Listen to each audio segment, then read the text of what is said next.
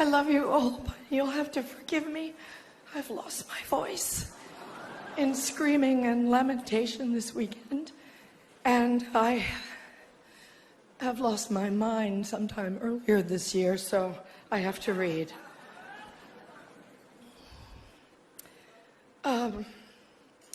Thank you, Hollywood Foreign Press. Just to pick up on what Hugh Laurie said, you and all of us in this room really belong to the most vilified segments in American society right now. Think about it. Hollywood, foreigners, and the press.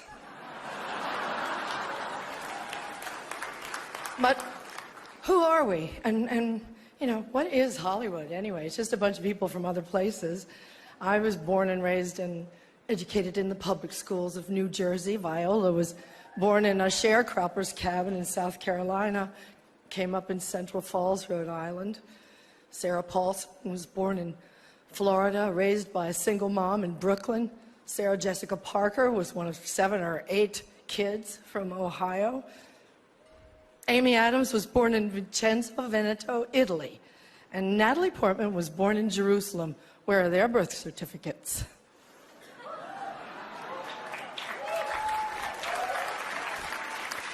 And the beautiful Ruth Nega was born in Addis Ababa, Ethiopia, raised in Ireland, I do believe.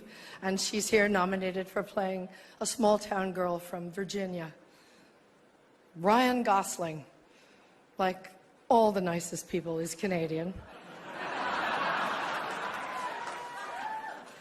And Dev Patel was born in Kenya, raised in London, and is here for playing an Indian raised in Tasmania. So Hollywood is crawling with outsiders and foreigners. And if we kick them all out, you'll have nothing to watch but football and mixed martial arts, which are not the arts.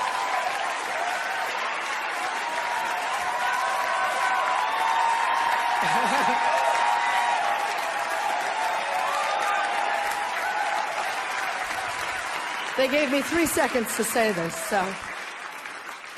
An actor's only job is to enter the lives of people who are different from us and let you feel what that feels like.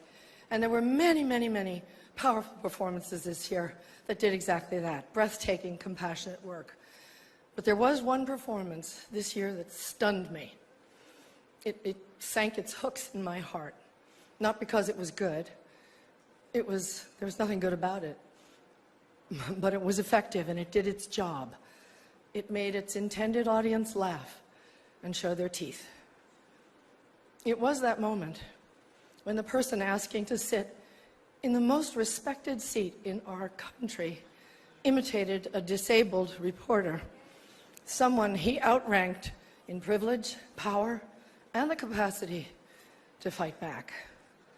It kind of broke my heart when I saw it, and I still can't get it out of my head because it wasn't in a movie.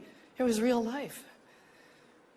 And this instinct to humiliate, when it's modeled by someone in the public platform, by someone powerful, it filters down into everybody's life because it kind of gives permission for other people to do the same thing. Disrespect invites disrespect. Violence incites violence. When the powerful use their position to bully others, we all lose. Okay, go up with that thing.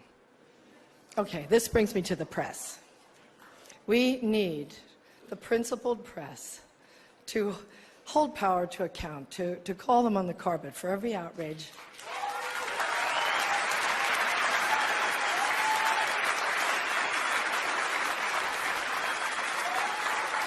That's why our founders enshrined the press and its freedoms in our Constitution. So I only ask the famously well-heeled Hollywood Foreign Press and all of us in our community to join me in supporting the Committee to Protect Journalists, because we're going to need them going forward, and they'll need us to safeguard the truth. One more thing.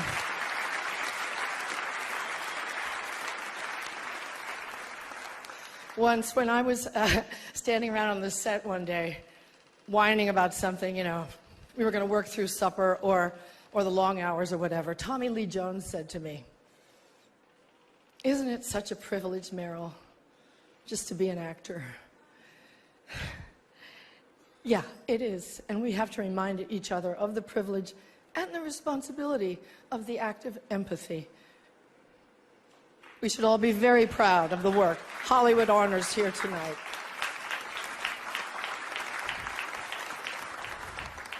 As my friend, the dear departed Princess Leia, said to me once, "Take your broken heart, make it into art." Thank you for it.